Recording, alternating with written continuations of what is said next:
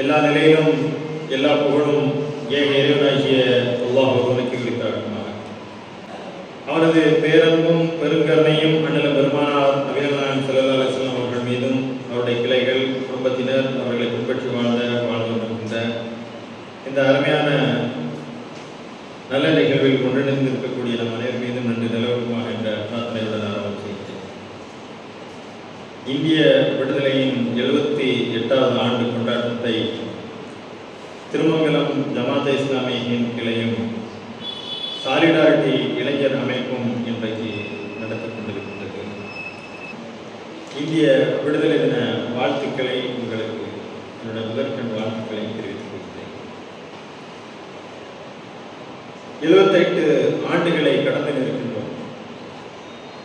திரும்பி பார்க்கின்ற போது இந்திய விடுதலைக்கு நம்முடைய முன்னோர்கள் கொடுத்த விலை அதிகம்.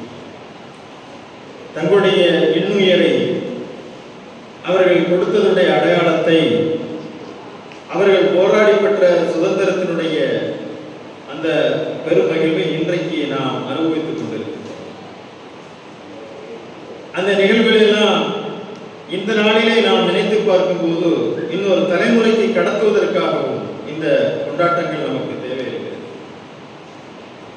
ஆங்கிலேய ஏகாதிபத்தியம் இந்தியாவை அடிமைப்படுத்திக் கொண்டிருக்கக்கூடிய அந்த காலகட்டத்திலே இந்திய விடுதலைக்காக மகாத்மா காந்தியடிகள் அஹிம்சா போராட்டத்தை முன்னெடுத்த போது இன்னும் தீவிரமாக இந்த மக்களை எதிர்க்க வேண்டும் ஆங்கிலேய ஏகாதிபத்தி என்று நேதாஜி சுபாஷ் சந்திரபோஸ் ஒரு ராணுவ படையை தயாரித்தார். இந்திய நேஷனல் ஆர்மி என்ற அடிப்படையில் அவர் போராட்ட களத்தை முன்னெடுக்கிறார். நேதாஜி சுபாஷ் சந்திரபோஸ் தொடங்கிய அந்த போராட்ட களமாகட்டும், காந்தி தொடங்கிய அஹிம்சா போராட்டமாகட்டும், இதில் நீக்கமர நிறைந்திருந்தவர்கள் முஸ்லிம்கள். தங்களுடைய உடலால், உயிரால், பொருளால் மிக பெரும் பலத்தை கொடுத்தவர்கள் இந்திய முஸ்லிம்கள் தான். நேதாஜி சுபாஷ் சந்திரபோஸ் பர்மாவிலே தொடக்கத்தில் நடந்த ஒரு கூட்டத்தில் இந்திய விடுதலைக்காக எனக்கு பொருளாதாரம் தேவை என்று சொன்னபோது வைர வியாபாரியாக இருந்த அமீர் ஹம்சா நிரப்பப்படாத காசோலையை கொடுத்தார். தங்கள் கடையில் இருந்த வைரங்களையும் நகைகளையும் அள்ளி கொடுத்தார். அதற்காக தூக்கு மேடையை முத்தமிடுவதற்கும் அவர் துணிந்தார். அவருக்கு ஆங்கிலேய ஏகாதிபத்தியம் தூக்கு மேடையை அறிவித்த போது அவருடன் சேர்ந்து 32 பேர் தூக்கு மேடைக்கு தயாரானார்கள். அதில் 25 பேர் வரைக்குமாக முஸ்லிம்கள் தான். காந்தியும் நேருவும் அதற்காக அவர்கள் போராடி அவரை அந்த விடுதலையை அவர்களுக்கு பெற்றுக் கொடுத்தார்கள். இந்த வீதிக்குள் நான் நுழையும் போது முதலிலேயே பார்த்தால் மௌலானா ஆசாத் தெரு என்ற தெருவுக்கு பெயர். மௌலானா அபுல் கலாம் ஆசாத் இந்திய விடுதலைக்கு அவர் செய்த மாபெரும் தியாகங்கள். இந்திய நாடு விடுதலை பெற வேண்டும் என்று 1947 விடுதலை பெறுகிறது. அந்த கட்டத்திலே இந்தியா இங்கே உள்ள முஸ்லிம்கள் தனியாக ஒரு நாடு கோருகிறார்கள். ஜின்னா கேட்கின்றார். ஹாயிம் மில்லத் போன்ற தலைவர்களும் அபுல் கலாம் ஆசாத் போன்ற தலைவர்களும் இந்த நாடு பிரிவினை அடைந்து விடக்கூடாது, இது நம்முடைய மண் என்று சொல்லிக் கொண்டிருந்தார்கள். ஆனால் ஒரு புறம் பாகிஸ்தானுக்கு பிரிந்து சென்று முஸ்லிம்களுக்கு தனிநாடு கோரிக்கை எழுந்தபோது நம்முடைய பாட்டன் முப்பாட்டன் நம்முடைய தாத்தா நம்முடைய நல்லாவமார்கள் எல்லாம் எடுத்த முடிவு இருக்கிறது அல்லவா, அது மகத்தான ஒரு முடிவு. எனவே இந்திய முஸ்லிம்களுக்கு 2 தேர்வு இருந்தது. இந்த மண்ணின் விடுதலைக்காக பாடுபட்டவர்கள், இந்த மண்ணை தேர்ந்தெடுத்தவர்கள் என்ற பெருமை இந்திய முஸ்லிம்களுக்கு மட்டும்தான் இருக்கிறது, வேறு எவருக்குமே இல்லை. நீங்கள் இந்த மண்ணில் இருக்க போகிறீர்களா அல்லது முஸ்லிம் நாடான பாகிஸ்தானுக்கு போக போகிறீர்களா என்ற கேள்வி வந்த போது நம்முடைய முன்னோர்கள் நினைத்திருந்தா எங்கள் இந்த நாடே வேண்டாம், நாங்கள் இஸ்லாமிய நாடு என்று பாகிஸ்தானுக்கு போகலாம் என்று அவர்கள் முடிவெடுக்கவில்லை. அவர்கள் சொன்னார்கள், இந்த மண்ணில் தான் பிறந்தோம், இந்த மண்ணை தான் தின்று வளர்ந்தோம், இந்த மண்ணிற்காக போராடினோம், இந்த மண்ணில் தான் நாங்கள் அடங்குவோம் என்று சொன்னார்கள். ஒவ்வொரு நாளும் தொழுகையிலே சுஜூத் என்ற முறையிலே 5 வேளை இந்த மண்ணை முத்தமிடக்கூடியவர்கள்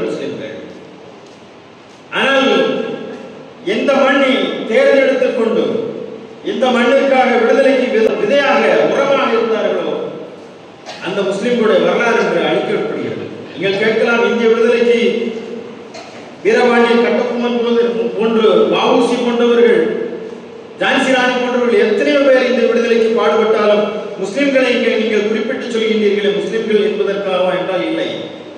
ஒரு மறைக்கப்பட்ட வரலாறு, ஒரு மறுக்கப்பட்ட வரலாறு, ஒரு சிதைக்கப்பட்ட வரலாறு. இந்த வரலாற்றை பேச வேண்டிய ஒரு காலம் இன்றைக்கு எழுந்திருக்கிறது. மௌலானா அபுல் கலாம் ஆசாத் அவர் முதல் கல்வி அமைச்சராக இந்தியாவில் இருந்தார்.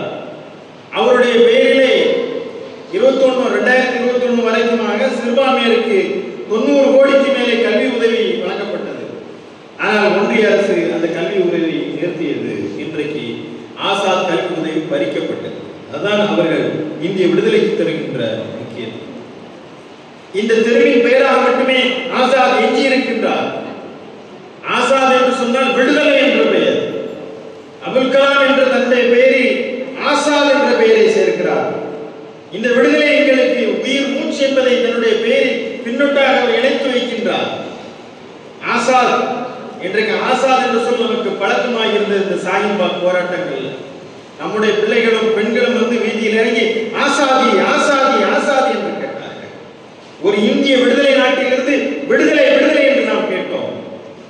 எங்களுக்கு குடியுரிமை பறிக்கப்பட்ட போது அந்த குடியுரிமை வேண்டும், நாங்கள் இந்த மண்ணில் தான் பிறந்தோம், இது நம்முடைய மண் என்று போராட வேண்டிய நிலைக்கு இந்திய முஸ்லிம்கள் தள்ளப்பட்டார்கள்.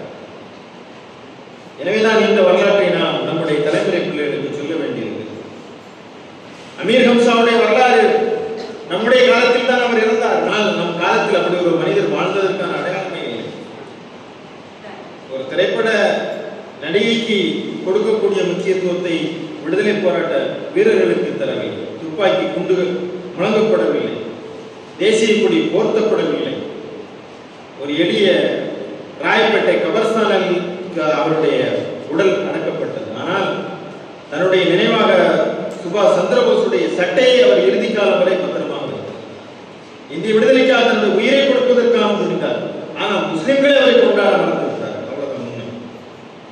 வரலாற்றை நாம் மறந்த ஒரு சமுதாயமாக இருக்கிறோம். மாப்பிள்ளாக்கள் செய்த தியாகம், மாப்பிள்ளாங்க யாரும் நாம் படிக்கணும். கேரளாவிலே அந்த குட்சில ரயிலிலே ஏறி கோயம்புத்தூரிலே வந்து அவர் திறக்கப்படும் போது நூற்றுக்கணக்கான பேரை உள்ளே வைத்து அவர்கள் கொண்டிருந்தார்கள். சடலங்களாக அவர்கள் மீட்கப்பட்டார்கள். இன்றைக்கும் இறந்து போன மாப்பிள்ளாக்களுடைய அடக்கத்தலங்கள் இருக்கின்றன. தீரர் திப்புவை குறித்து நாம் படித்திருக்கின்றோம். மருதநாயகம் கான் சாஹிபுடைய உடல் அருகில் இருக்கக்கூடிய மதுரையில் தான் மதுரை நாயகம் தான் மருத நாயகம் என்று மாறிவிட்டது என்று வரலாறு சொல்லுகிறது. கான் சாஹிப் அவர்களுடைய அந்த விடுதலை போராட்ட பெரும் வரலாற்றை நாம் வாசிக்கும் போது நமக்கு அப்படியே உள்ளவெல்லாம் சிலிர்க்கிறது. ஆங்கிலேய ஏகாதிபத்தியத்தை எதிர்த்து அவர் களமாடினார். ஆனால் மருதநாயகனுடைய வரலாறு என்று நம்மிடம் இல்லை. அலி சகோதரர்கள், அந்த இரட்டை சகோதரர்கள் செய்த அந்த மகத்தான தியாகம், அலி சகோதரருடைய அந்த தியாகங்கள் என்று சொன்னால் இங்கே விடுதலை சாத்தியமில்லை. தங்களுடைய பொருளால் கொடுத்தவர்கள், தங்களுடைய உயிரை கொடுத்தவர்கள். இன்னும் சொல்வதானால் இந்திய விடுதலை போரில் இந்திய முஸ்லிம் பெண்களின் பங்கு அதிகமாக இருக்கிறது. ஹசரத் மஹால் போன்றவர்கள், இங்கே இருக்கக்கூடிய பியாரி பீவி என்று சொல்லக்கூடிய கரூரில் இருக்கக்கூடிய ஒரு பெண்மணியுடைய வரலாறை படித்தேன். நன்னா சாஹிப்பும் பியாரி பீவியும் செய்த அந்த தியாகம் வரலாற்றில் ஓர் எழுத்து கூட எழுதப்படாத அளவிற்கு நாம் வரலாற்றை இழந்து நிற்கின்றோம். இந்திய முஸ்லிம்களுக்கு இந்த விடுதலைக்கு பாடுபட்ட முஸ்லிம் பெண்களுடைய பட்டியல் நீண்ட நெடிய பட்டியல். ஆலிம்கள் இந்த மண்ணிலே மிகப்பெரிய அளவில் போராட்ட களத்திலே குதித்திருக்கிறார்கள். ஆங்கிலேயன் சொன்னான், ஆங்கிலேயனுக்கு எதிராக ஆயுதம் ஏந்த கூடாது என்று சொன்ன போது யார் சொன்னது நாங்கள் உனக்கு எதிராக ஆயுதம் ஏந்த கூடாது என்று? மதுரையிலே ஜும்மா மேடையிலே ஜும்மா முடித்துவிட்டு ஜும்மாவிலே நாங்கள் வைத்திருந்த அந்த கைத்தடியை எடுத்துக்கொண்டு ஒரு வார் மாதிரி ஒரு சின்னது ஒரு அடையாளத்தை வச்சிருப்போம் கையில பிடிச்சிட்டு பேசுறது. அதை எடுத்துக்கொண்டு ஜும்மா முடித்ததும் அந்த வாளை கையில உயர்த்தி கொண்டு மதுரை வீதியிலே வலம் வந்தார் மதுரை மௌலானா அவர்கள். ஆங்கிலேய படை நடக்கியது. ஆலிம்கள் களத்தில் இருந்தார். தன்னுடைய படிப்பை ஆங்கிலம் படிப்பது ஹராம் என்று சொல்லி, ஆங்கிலேயம் மட்டுமல்ல நீ கொண்டு வந்த இந்த மொழியே ஹராம் என்று சொல்லி தன்னுடைய கல்வியை துறந்தவர்கள், கண்ணிமிக்க காகிதம் இழுத்தவர்கள் கல்வி கற்றுக் கொண்டிருக்க போது, தேச விடுதலைக்காக அண்ணல் காந்தி அழைத்த போது கல்வியை துறந்து விட்டு தூக்கி எறிந்து விட்டு இந்த மண்ணிற்காக வந்து பாடுபட்டவர் காகிதம் இல்லாதவர்கள். எத்தனை எத்தனை தியாகம்! அதனால் ஒரு தலைமுறையே இன்றைக்கு ஆங்கிலம் தெரியாமல் நாங்கள் பின்தங்கி இருக்கிறோம். இப்படியாக இந்த தேச விடுதலைக்கு பாடுபட்டவர்கள் முஸ்லிம்கள். ஆனால் இன்றைக்கு முஸ்லிம்களுக்கு கிடைத்த பட்டம் என்னவென்று சொன்னால் தேச துரோகிகள். இந்த தேசத்தின் மீது பற்று இல்லாதவர்கள். அவர்கள் பாகிஸ்தானை தான் எப்போதும் அவர்கள் கொண்டாடி கொண்டிருப்பார்கள். கிரிக்கெட் விளையாடினாலும் சரி, அவர்கள் பாகிஸ்தான் அணிக்கு தான் சப்போர்ட்டா இருப்பார்கள் என்ற ஒரு மாயை, என்ற ஒரு போலி சித்திரத்தை. பாகிஸ்தானுக்கு என்னங்க சம்பந்தம்? பங்களாதேஷ் கிழக்கு பாகிஸ்தான் ஆயிருந்து பங்களாதேஷ் விடுதலை அடைந்தது. முஜிபுர் ரஹ்மான் இன்றைக்கு விடுதலைக்கு பாடுபட்டா இன்றைக்கு பங்களாதேஷுடைய நிலைமை என்னவென்று உங்களுக்கு தெரியும். ஷேக் ஹசீனா எதேச்சதிகாரத்தினுடைய குடும்பிடினால் மாணவர் கிளர்ச்சி ஏற்பட்ட அந்த மண்ணை விட்டு விரட்டி அடிக்கப்பட்டார். எப்படி ஹோஸ்னி முபாரக் விரட்டி அடிக்கப்பட்டாரோ, எப்படி துனிசியாவில் பென்னேரி விரட்டி அடிக்கப்பட்டாரோ, எப்படி லிபியாவில் முகமது கடாபி விரட்டி அடிக்கப்பட்டாரோ, அதே போல வங்கதேசத்திலிருந்து ஹசீனா விரட்டி அடிக்கப்பட்டிருக்கிறார். ஆனால் அதுவெல்லாம் இன்றைய இந்திய முஸ்லிம்களை இணைத்து பேசக்கூடிய ஒரு காலகட்டத்திலே ஊடகங்களும் இங்க இருக்கக்கூடிய வெறுப்பை பேசக்கூடியவர்களும் இந்திய முஸ்லிம்கள் எப்படியாவது இந்த மண்ணுக்கு விரோதமாக காட்ட வேண்டும் நினைக்கின்றார்கள். ஆனால் சகோதர சமுதாய சொந்தங்களுக்கு நாம் விளக்கிக் கொண்டே இருக்க வேண்டிய ஒரு இடர்பாடான ஒரு நிலையில் இருக்கிறோம். நாங்களும் இந்த மண்ணின் பிள்ளைகள் தான். பள்ளிக்கூடத்தில் படிக்கக்கூடிய மாணவர்களுக்கு இடையில் கூட நீங்களாம் பாகிஸ்தானிலிருந்து வந்தோம் தாண்டா என்று நினைக்கக்கூடிய அளவிற்கு விஷ விதையை பிள்ளைகள் வரைக்கும் ஒன்று வைத்திருக்கிறார். இந்த மண்ணினுடைய விடுதலைக்காக மட்டுமல்ல, இந்த மண்ணினுடைய வளர்ச்சிக்காக பாடுபட்டவர்கள். இன்றைக்கு இருக்கக்கூடிய இந்திய ராணுவத்திற்கும் இந்திய ரயில்வேக்கும் அடுத்தபடியாக இருக்கக்கூடிய சொத்துக்கள் வக்ஃப் சொத்துக்கள். எப்படி முஸ்லிம்களுக்கு மட்டும் இவ்வளவு பெரிய சொத்து என்று சொன்னால், முஸ்லிம்கள் தன்னுடைய செல்வத்தை இந்த நாட்டிற்காகவும் இந்த சமுதாயத்திற்காகவும் அர்ப்பணித்தார்கள், வக்ஃப் செய்தார்கள். ஆனால் அந்த வக்ஃப் நிலத்தை கையகப்படுத்தக்கூடிய சூழ்நிலை இன்றைக்கு ஒன்றிய அரசு முயற்சி எடுத்துக் கொண்டிருக்கிறது. ஒரு சமுதாயம் மேலெழும்ப வேண்டும் என்பதற்காக தங்களுக்கு வீடு இல்லை என்றாலும் பரவாயில்லை, இந்த நிலத்தை தானமாக தருகிறோம். அரசுக்கு நிலம் கொடுத்தவர்கள் உத்தமபாளையத்தில் இருக்கக்கூடிய கருத்தராவத்தர் அரசு மருத்துவமனைக்கான நிலம் கொடுத்து அரசு மருத்துவமனையை கட்டிக் கொடுத்தவன் உத்தமபாளையத்தில் இருக்கக்கூடிய கருத்தராவத்தர். ஜமால் முகமது கொடுத்த நிலங்கள் எத்தனை எத்தனை எத்தனை சொத்துக்களை இந்த மண்ணிலே நிரப்பப்படாத காசுகளை கொடுத்தவர்கள். நீங்கள் காந்தியை நீங்கள் இந்த செக்கை நீங்கள் ஃபில் பண்ணிக்கொள்ள எவனும் இந்த செக்கை கொடுத்ததில்லை, ஜமால் முகமது. அப்படிப்பட்ட இந்த நாட்டிற்கும் இந்த சமுதாயத்திற்கும் பாடுபட்டவர்களுடைய சொத்துக்களை நிர்வகிப்பதற்கு நாங்கள் வேறு ஒரு திட்டத்தை தீட்டுகிறோம் என்று சொல்லக்கூடிய அளவிற்கு இன்றைக்கு ஒன்றிய அரசு இந்த சமுதாயத்திலே இந்த முஸ்லிம்களை இந்த மண்ணிலிருந்து வேறுபடுத்தி காட்ட வேண்டும் என்ற அந்த வெறுப்பு விதையை இன்றைக்கு கூண்டிக்கொண்டே இருக்கிறார். இவருடைய ஆன்மா மட்டும்தான், இவருடைய உடல் மட்டும்தான் அங்கே இருக்கிறது, உள்ளமெல்லாம் பாகிஸ்தானில் இருக்கிறது. இவர்கள் எப்போதும் இந்த தேசத்துக்கு விரோதமானவர்கள் தான். நாங்கள் தான் தேசபக்தவர்கள் என்று சொல்லுங்கள். ஆனால் இந்த நாட்டு விடுதலைக்காக ஒரு துரும்பையும் அவர்கள் தூக்கி போட்டதில்லை. எனக்கு இருக்கிற அச்சம் எல்லாம் இன்னும் கொஞ்ச காலத்துல இந்த அபுல் கலாம் ஆசாத் திருப்பேரை மாற்றினோம். வரலாற்றை மறைக்கக்கூடிய மாற்றக்கூடிய சூழ்நிலை எல்லாம் இன்றைக்கு இந்திய விடுதலையினுடைய பெரு வரலாற்றை நாம் வாசிக்க வேண்டும். நம்முடைய பிள்ளைகளுக்கு அதை சொல்ல வேண்டும். அல்லாமா இக்பாலுடைய எழுச்சிமிகு கவிதைகளை சாரே சனாசே அச்சா, இந்த நாடு நம்முடைய நாடு என்று சொன்னார். பாருப்பிள்ளை நல்ல நாடு எங்கள் பாரத நாடு என்று சொன்னவர் அல்லாமா இக்பால். இக்பால் யாருக்கும் தெரியாது, ஆயுதம் இல்லத்தை யாருக்கும் தெரியாது.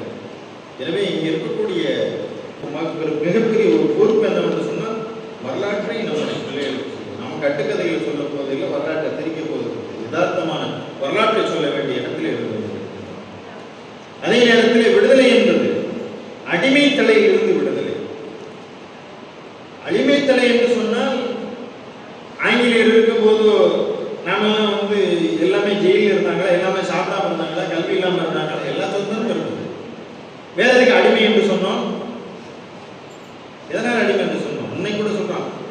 காலமாக நல்லது போதை.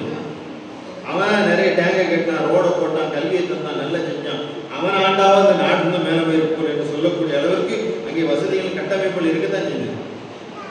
யதார்த்தமாக ஒவ்வொரு ஆண்டும் சில கவிதைகள் வரும். நள்ளிரவில் சுதந்திரம் என்கிறோம், இன்னும் விடியவில்லை, அவ்வளவுதான் என்றெல்லாம் வருகிறது. ஆனால் எதற்காக விடுதலை என்று சொன்னால், நாம் நம்முடைய வாழ்வை, நம்முடைய கல்வியை, எல்லாவற்றையும் நாம் தீர்மானிக்கிற இடம். நான் எதை கொடுத்த வேண்டும் என்பதை ஆங்கிலேயன் தீர்மானித்தான். அதை நம்ம அடிமைத்தலை என்று சொன்னோம். ஆனால் இன்றைக்கு என் பெண் என்ன ஹிஜாப் கொடுத்தோமா, ஹிஜாப் போட்டு எக்ஸாம் எழுதணுமா, எழுதியா சொல்லி நீ தீர்மானிக்கிறேன் என்று சொன்னால் இது விடுதலை நாடா என்ற ஒரு கேள்வி எங்களுக்கு எழுகிறது. மாட்டிறைச்சி ஒருவன் சாப்பிடக்கூடாது என்று சொன்னால் என்ன சாப்பிட வேண்டும் என்பதை ஆங்கிலேயன் தீர்மானித்தான் என்று சொன்னால் அது அடிமை நாடு. நீ தீர்மானிக்கின்றாய் என்றால் இது விடுதலை நாடா இல்லையா?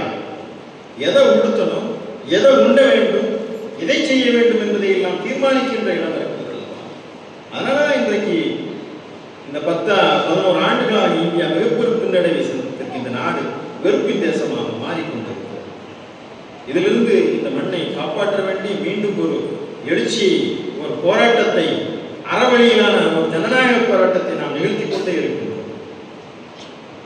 அதே போல சுதந்திரம், விடுதலை என்பதும் கட்டற்ற சுதந்திரம் என்றெல்லாம் ஒன்று இல்லை.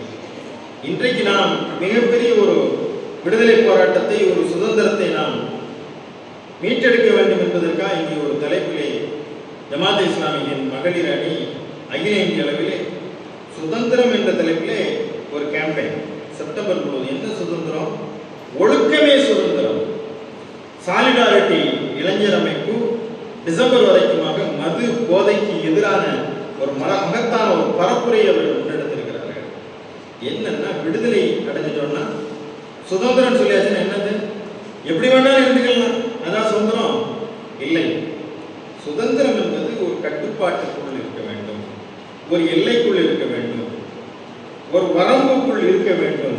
எல்லையற்ற சுதந்திரம், கட்டுப்பாடற்ற சுதந்திரம் என்பது எதுவுமே இல்லை.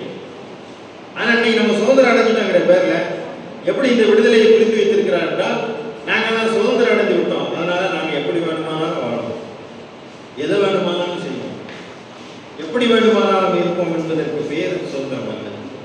ஆனால் இன்றைக்கு அந்த சுதந்திரத்தின் பேர் தான் மனிதன் நாங்கள் விரும்பியவாறு நாங்கள் எங்களுடைய வாழ்க்கையை அமைத்துக் கொள்வோம்.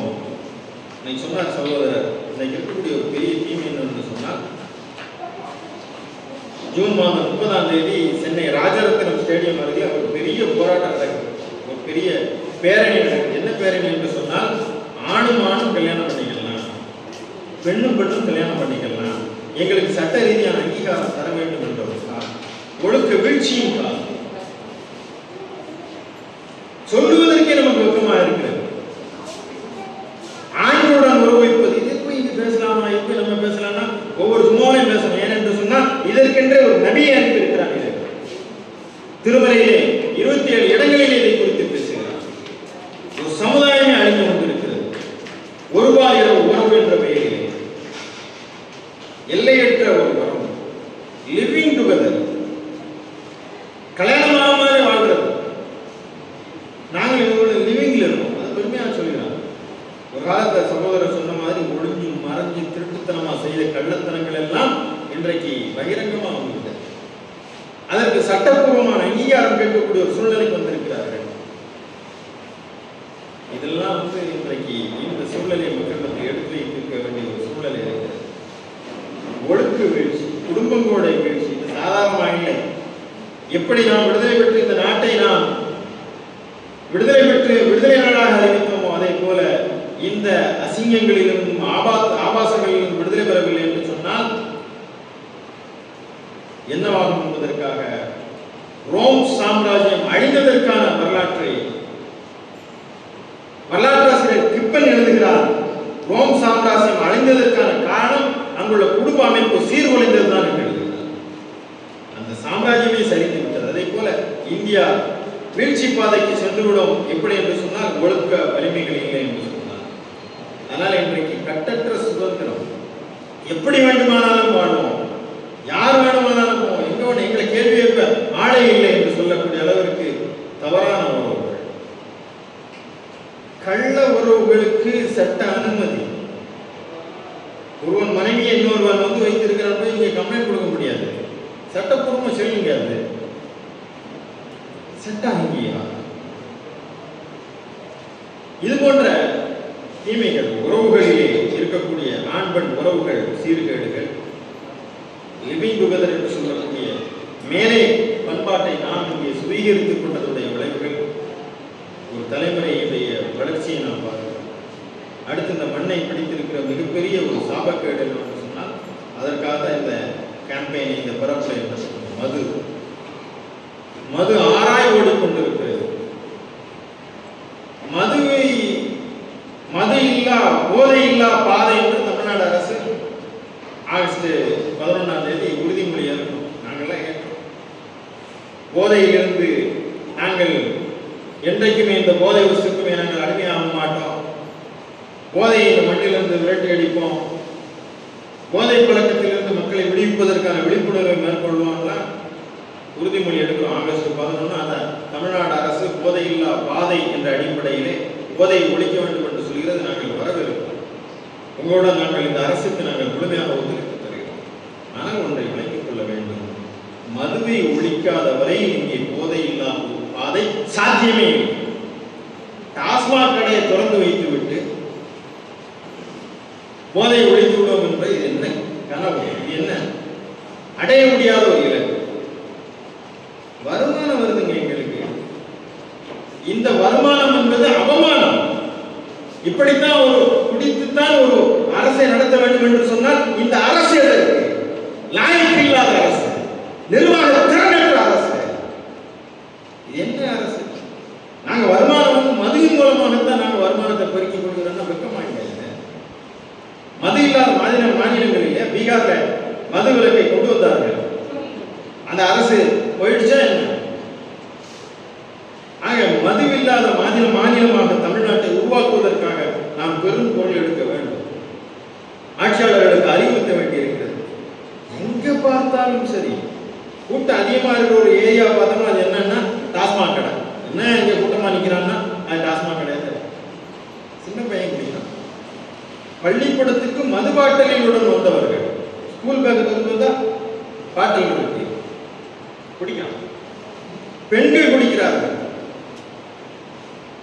அது ஃபேஷனா, அது ஒரு உரிமையாக குடித்து கெட்டவர்கள். இன்றைக்கு கள்ளக்குறிச்சியிலே நடந்த விசச்சாராயம் என்னென்ன செய்யணுமோ அத்தனையும் மதுவினால் ஏற்படக்கூடிய தீமை.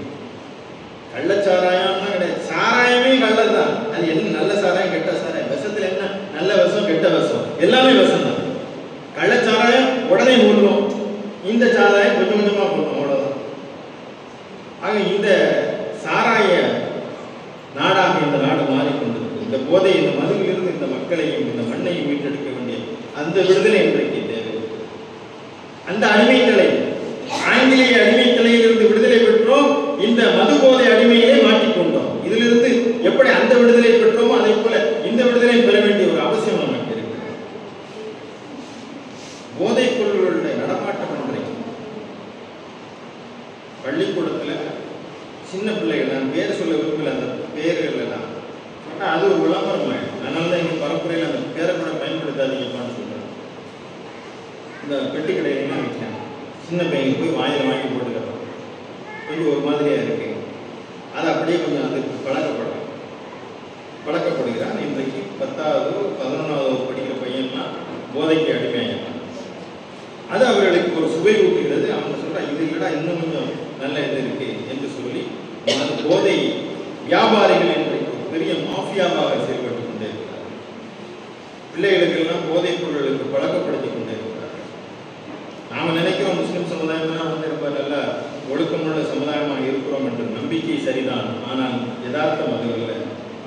பிள்ளைகள் வெளியே பொது வெளிகளுக்கு செல்லும் போது அவர்களும் இதற்கு, அதனால வந்து பிள்ளைகளை கண்காணிக்க வேண்டிய சூழ்நிலை எல்லாரும் இருக்கு. பிள்ளைகள் கெட்டு போறதுக்கு முதல் காரணம் என்ன தெரியுமா? என் பிள்ளை தப்பு செய்ய மாட்டான். என்றைக்கு நீங்க நினைக்கிறீங்களோ அன்னைக்கே உங்க பிள்ளை கெட்டு போயிடும். நினைப்பு சரிதான்.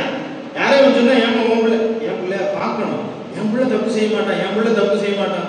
யாராவது ஒரு கம்ப்ளைண்ட் பண்ணா அதெல்லாம் வேற யாராவது பாருங்க, என் பையன் செய்ய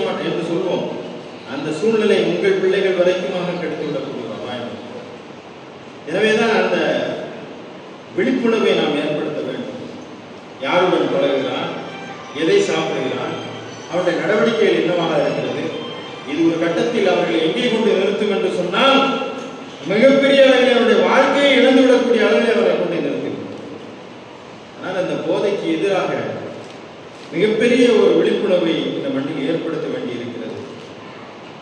இதற்கெல்லாம் அடிப்படை காரணம், இதை ஏன் நாம் நடத்துகிறோம் என்று சொன்னால், முஸ்லிம்கள்லாம் அதிகம் குடிக்கிறது இல்லையா, முஸ்லிம்கள்லாம் அதிக போதைக்கு அடிமையானது இல்லையா, இதை வந்து சாலிடாரிட்டி இந்த கேம்பெயின் நடத்தணுமா, ஜமாத் இஸ்லாமி இந்த கேம்பெயின் நடத்தணுமா என்று சொன்னால் நாம் தான் நடத்தணும். ஏனென்று சொன்னால் முஸ்லிம்கள் விடுதலைக்காக பாடுபடக்கூடியவர்கள் அல்ல. அதனால தான் இந்த நாட்டு விடுதலைக்கும் பாடுபட்டோம், இந்த சமூக விடுதலைக்கும் பாடுபடுகிறோம், இந்த தீமைகளுக்கு எதிரான விடுதலையிலிருந்தும் நாம் பாடுபட்டு கொண்டிருக்கிறோம். அண்ணல் பெருமானார் நபிகள் நாயகம் ஸல்லல்லாஹு அலைஹி வஸல்லம் அவர்கள் இந்த மதுவை இல்லாத ஒரு அரசை உருவாக்கி காட்டினார்கள். இறைவனை குறித்த அச்சம், இறைவனின் பக்கம் திரும்புங்கள், இறைவன் கண்காணித்துக் கொண்டிருக்கிறான், இது இறை கட்டளை என்ற அடிப்படையிலே இறைவனிடமிருந்து அந்த செய்தியை சொன்னார்கள். அன்றைக்கு வரலாறு ரொம்ப ஆச்சரியமா வியப்பா எழுதுகிறது.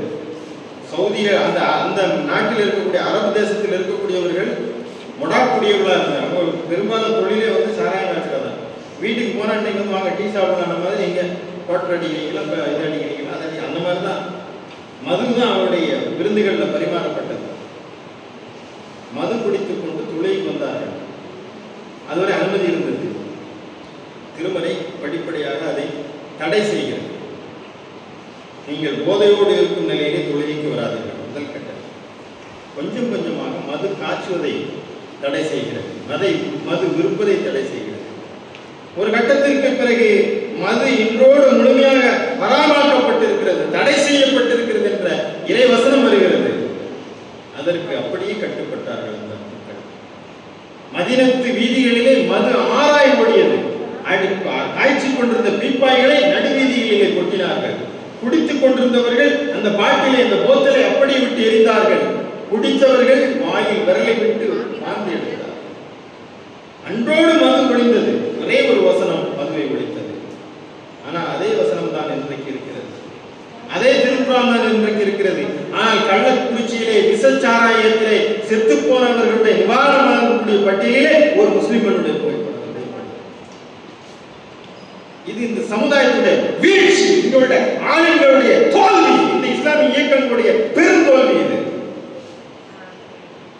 நாம வெறும் விழிப்புணர்வு ஏற்படுத்தி இந்த சமுதாயம் எத்தனை வட்டியிலும் வரச்சனையிலும் பாவகாரியங்களிலும் மதுவிலும் போதையிலும் சிக்கி தவித்துக் கொண்டிருக்கிறது.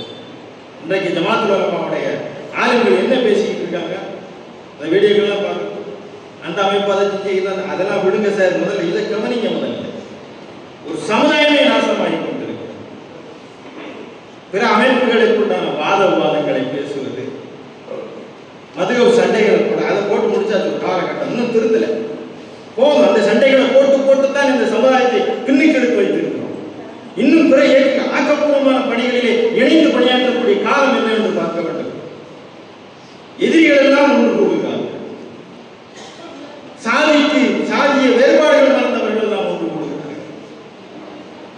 கொள்கையை மறந்து அவர்கள் எல்லாம் ஒன்று கூடுகிறார்கள். ஒரே குர்ஆனை ஏற்றுக்கொள்கிறோம், ஒரே இறுதி நபி முஹம்மது ஸல்லல்லாஹு அலைஹி வஸல்லம் அவர்கள் என்று சொல்கிறோம். குர்ஆனில் எந்த மாற்றமும் இல்லை. சின்ன சின்ன பிரச்சனைகளுக்கு போய் இயக்க வேறுபாடுகளுக்குண்டான பிரச்சனைகளை பேசிக் கொண்டுதான் இந்த சமுதாயத்தை எப்போது நாம் மேலெடுப்போம். அதுதான் நாம் இந்த ஜமாத் இஸ்லாமி இந்து சாலிடாரிட்டி அமைப்பின் இன்றைக்கு பொது பிரச்சனைகள், மது போதைக்கு எதிராக இந்த மண்ணை மீட்டெடுக்க வேண்டும். முஸ்லிம்களை காப்பாற்றுவதற்காக, முஸ்லிம்கள் கொஞ்சம் பேர் தான் இருக்காங்க பெர்சன்டேஜ் அடிப்படையில், இந்த மக்களை காப்பாற்ற வேண்டும், இந்த மண்ணை காப்பாற்ற வேண்டும். இந்த மண்ணின் விடுதலைக்காக எப்படி பாடுபட்டோமோ அதே போல இந்த மக்களின் விடுதலைக்காக பாடுபட வேண்டியது. நான் தொடக்கத்தில் சொன்னேன், இது ஒரு நபியுடைய பணியாக இருந்திருக்கு. ஒழுக்கச்சீர்கேடு தானே, யாரோட போறான், நமக்கு என்ன வந்தது, ஆணோட போனானா பொண்ணோட போனானா நமக்கு என்ன, நாமெல்லாம் நல்லா இருப்போம் என்று ஒதுங்கவில்லை. நபி லூத் அலைஹிஸ்ஸலாம் அவர்கள் இந்த பெரும் தீமைக்கு எதிராக போராடியதை ஏன் திருமறை பதிவு செய்தது, எதற்காக இறைவன் நமக்கு அதை மீண்டும் மீண்டும் ஒவ்வொரு தொழுகையிலே ஓதுறோமே என்று சொன்னால், அந்த போன்ற தீமைக்கு எதிராக நாமும் அந்த காலத்தில் வாழ்ந்தால் அதற்கு எதிராக குரல் கொடுக்க வேண்டும். அது நபிமார்கள் செய்த பணி. எனவேதான் இந்த பெரும் தீமைகளுக்கு எதிராக குரல் கொடுக்க வேண்டும். இந்த தீமைகளை நாம் கண்ணால் பார்த்துவிட்டு மௌனமாக கடந்துவிடக் கூடாது. எனவே மதுவில்லாத ஒரு நாடாக இந்திய நாட்டை மாற்ற வேண்டும். மதுவில்லாத ஒரு பூமியாக தமிழ்நாட்டை மதுவில்லாத பாதைக்கு நாம் கொண்டு வர வேண்டும். போதையில்லா பாதை என்ற தமிழ்நாடு அரசுக்கு நாங்கள் தோள் கொடுக்கின்றோம், துணை கொடுக்கின்றோம். அதே நேரத்திலே மது இல்லாத தமிழ்நாட்டுக்கு அரசும் உரிய கவனத்தை செலுத்த வேண்டும். டாஸ்மாக் கடைகளை மூட வேண்டும். முழுமையாக மது இல்லாத ஒரு தமிழ்நாடை உருவாக்குவதற்காக இந்த விடுதலை நாளினுடைய கோரிக்கையாக நாங்கள் அரசுக்கு வைக்கிறோம். போதை இல்லாத பாதையை செம்மைப்படுத்த வேண்டும். இதில் எல்லோருக்கும் பங்கு இருக்கிறது. எல்லோரும் இணைந்து நாம் களமாட வேண்டும். ஒழுக்கம்தான் நம்முடைய விடுதலைக்கான அடையாளமாக இருக்கிறது. கட்டற்று எப்படி வேண்டுமானாலும் மனம் போன போக்கிலே வாழ்ந்தால் நம்முடைய வாழ்க்கை அடையாளம் இல்லாமல் போய்விடும். எனவே ஒழுக்கம் மாண்புள்ள சமுதாயத்தை உருவாக்குவதற்காக, மது போதை இல்லாத ஒரு சமுதாயத்தை உருவாக்குவதற்காக இந்த நாளில் உறுதியேற்போம். இந்த தொடர் பரப்புரையில் இணைந்து நாம் பணியாற்றுவோம்.